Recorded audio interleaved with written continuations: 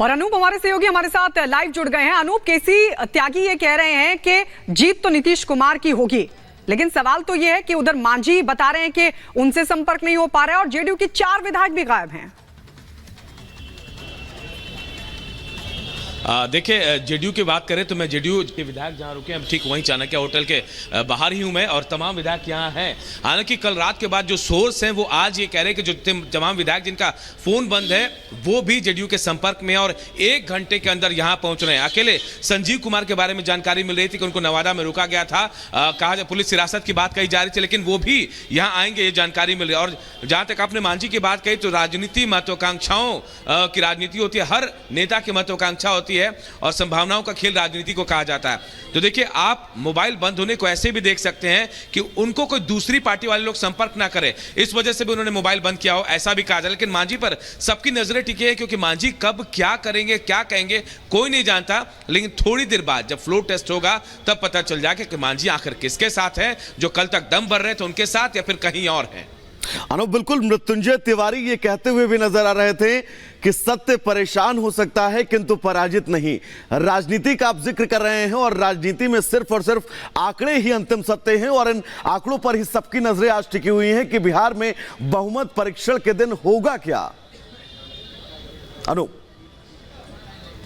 देखिए, मृत्युंजय तिवारी जो कह रहे थे, देखिए संभावनाओं का खेल मैं आपको अभी भी कह रहा हूं कि जब तक कुछ नहीं हो तब तक आप कुछ भी कह सकते हैं, संभावनाएं, दावे सब कुछ कर सकते हैं, लेकिन थोड़ी देर बाद पूरी तस्वीर साफ होगी। जमा खान हमारे साथ जुड़े हुए थे, जेडीयू के मंत्री भी है, उन्होंने साफ कहा कि जो कह रहे हैं देखिए, हो सकता है कि उनके खेमे के लोग हमारी तरफ आ जाएं, खेला वहां नहीं, हमारे साथ जो है, हमारे उनके विधायक जो हैं उनके साथ खेला करके हमारे साथ आ जाएं। तो जो दावे हैं, जब तक फ्लोर टेस्ट नहीं हो रहा है वैभव, तब तक तमाम दावे हो सकते हैं, लेकिन दावों की सच्चाई और हकीकत फ्लोर टेस्ट के बाद पता चल जाएगी। बिल्कुल अनूप, दावों की सच्चाई जो और हकीकत है वो फ्लोर टेस्ट के बाद ही पता चलेगी। आप बहुत करीब से बिहार पॉलिटिक्स कवर करते आए हैं, ऐसे में अगर हम आंकड़ों की बात करें तो जरा आंकड़े यहाँ पर हमारे दर्शकों को समझाने की कोशिश कीजिए कि अभी एनडीए के पास कितने हैं, क्योंकि बहुमत लग तो रही है एनडीए के पास, लेकिन बीते दिन नदारद रहना विधायकों का, बेशक सोर्सेस कह रहे हैं कि आज वो आ जाएंगे 1 घंटे के भीतर, फिर भी किस तरह के आंकड़े हैं जरा साफ कीजिए।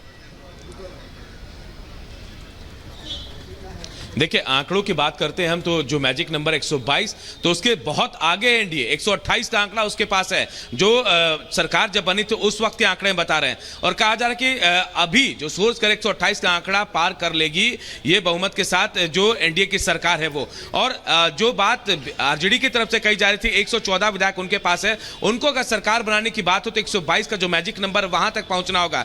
ऐसे में जाहिर है दूसरे दल के विधायक को तोड़ कर लाना होगा या फिर कोई और साथ मिलता है उनको, तब ऐसा हो सकता है। लेकिन ये संभावना थोड़ी दूर की बात लग रही है, क्योंकि अभी जो जानकारी मिल रही है, अभी जो सोर्स कर रहे हैं, एनडीए के जो तमाम विधायक वो इंटैक्ट हैं, ये दावे किए जा रहे हैं। लेकिन कल रात से लेकर आज तक कहां क्या खेला गया है, इसकी तस्वीर थोड़ी देर बाद साफ होगी। लेकिन अभी तक जो आंकड़े पूछ रहे हैं आप बिल्कुल अनूप, अब इन तस्वीरों को लेकर सबकी नजरें टिकी हुई हैं क्योंकि राजनीति संभावनाओं का खेल है।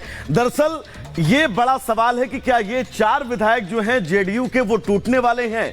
कल की मीटिंग में ये विधायक दरअसल नदारद रहे थे। सबसे पहला नाम बीमा भारती का है, दूसरा नाम सुदर्शन कुमार का, तीसरा नाम दिलीप राय का, चौथा नाम रिंकू सिंह का। कल जो मीटिंग हुई थी उस मीटिंग में ये चारों विधायक शामिल नहीं हुए थे और इनका इस महत्वपूर्ण मीटिंग में शामिल ना होना अपने आप में बड़े सवाल खड़े करता है। और ये सवाल जरूरी भी है कि क्या अब जेडीयू के ये 4 विधायक टूटने वाले हैं। दावे वादे तमाम किए जा रहे हैं मजबूती के, लेकिन इतनी बड़ी मीटिंग में अगर ये 4 विधायक नदारत रहते हैं मीटिंग से, उनके फोन जो हैं वो स्विच ऑफ लगातार रहते हैं, संपर्क करने की कोशिश की जाती है, तो ऐसे में शक उठना पाला बदलने का लाजमी है और वही शक इन विधायकों को लेकर उठ भी रहा है। पहला नाम बीमा भारती, दूसरा नाम विधायक सुदर्शन कुमार, दिलीप राय और रिंकू सिंह। इन पर अब शक ये है कि कहीं ये आज पाला ना बदल दे, यानी कि जिस क्रॉस वोटिंग का डर है वो क्रॉस वोटिंग करते हुए जेडीयू के 4 विधायक नजर ना आए सदन के पटल के अंदर, क्योंकि स्थितियां अब क्रॉस वोटिंग को लेकर भी सबकी संभावनाएं सदन में टिकी हुई हैं। सीधा चलेंगे अपनी सहयोगी गायत्री के पास। गायत्री, आपके पास क्या खबर है?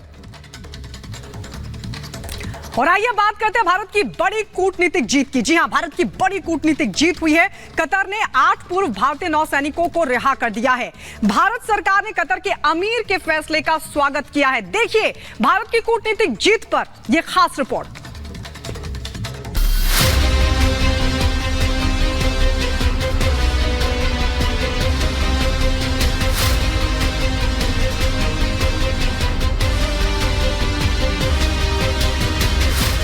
प्रधानमंत्री नरेंद्र मोदी की अगुवाई में भारत सरकार ने एक बड़ी कूटनीतिक जीत हासिल की है।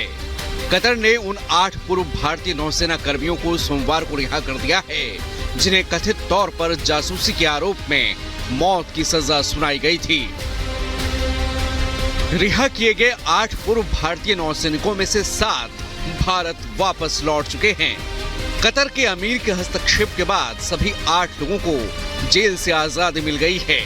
भारत सरकार के विदेश मंत्रालय ने कतर के अमीर के इस फैसले पर खुशी जताई है। इससे पहले नई दिल्ली के राजनयिक हस्तक्षेप के बाद दोहा ने भारतीय नागरिकों की मौत की सजा को कम करके जेल कैद में बदल दिया था। कतर का ये फैसला भारत कतर के बीच ऐतिहासिक गैस समझौते के कुछ ही दिनों के बाद आया है। बता दें कि इन सभी लोगों को कथित तौर पर जासूसी के आरोपों में फांसी की सजा सुनाई गई थी, लेकिन अदालत से लेकर राजनीतिक स्तर पर भारत सरकार ने इनकी रिहाई के लिए जोरदार पैरवी की और तब जाकर इन सभी पूर्व नौसैनिकों को रिहा किया गया है। रिहा किए गए 8 में से 7 पूर्व नौसैनिक अधिकारी भारत वापस लौट चुके हैं। इनके लिए विशेष तैयारियां की गई थी। जिन 8 भारतीय पूर्व नौसैनिक अधिकारियों को रिहा किया गया है, उनमें commander Purnendu Tiwari, commander Navtej Singhal, commander Virendra Kumar Verma, commander Sugunakar Pakala, commander Sanjeev Gupta, commander Amit Nagpal, captain Saurabh Vashisht और कैप्टन गोपा कुमार शामिल हैं। यहाँ आके वाकई बहुत खुशी हो रही है कि वापस इंडिया पहुँच गए हम सेफ एंड साउंड। और definitely honourable prime minister Shri Modi को धन्यवाद करना चाहेंगे कि उनके पर्सनल इंटरवेंशन से ये पॉसिबल हुआ, और गवर्नमेंट ऑफ कतार के हिज एक्सेलेंसी द अमीर को कि उन्होंने ये होने दिया। ये सभी पूर्व भारतीय नौसैनिक अधिकारी 5 साल से दोहा ग्लोबल टेक्नोलॉजी एंड कंसल्टेंसी में काम कर रहे थे। कथित तौर पर इन पर जासूसी के आरोप लगाए गए थे और फांसी की सजा सुनाई गई थी, लेकिन दिसंबर 2023 की शुरुआत में भारत सरकार की राजनयिक कोशिशों के चलते पहले काउंसलर एक्सेस हासिल किया था। इसके बाद उनकी फांसी की सजा पर रोक लगवाई थी। पीएम मोदी ने दिसंबर 2023 की शुरुआत में दुबई में कतर के अमीर से मुलाकात की थी। तब पीएम मोदी COP28 की बैठक में भाग लेने दुबई गए थे। इस मुलाकात के 4 सप्ताह के भीतर ही फांसी की सजा पलट दी गई थी। जब इस केस की सुनवाई हो रही थी, तब कोर्ट में भारत के राजदूत भी मौजूद थे।